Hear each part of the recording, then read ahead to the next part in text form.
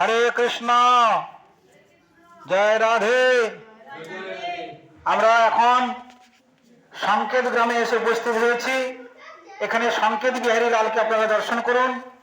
এখানে যে ভগবানের মূর্তি রাধা গোবিন্দ, এনাকে বলা হয় সংকেত বিহারী। সেই সংকেত বিহারী লালকে দর্শন করুন।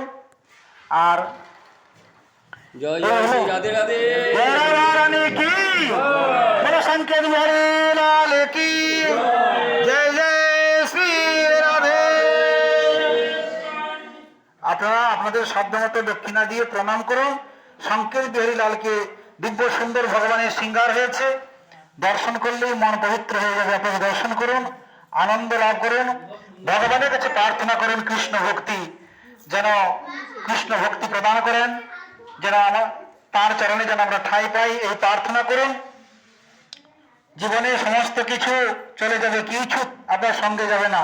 এই যে ভগবানের কৃপা, তার ধামে আসা, এগুলো কিন্তু আপনার শেষের দিনে সঙ্গে আসবে, আর কিছু সঙ্গে আসবে না। তাই দিব্য ভগবানকে দর্শন করুন।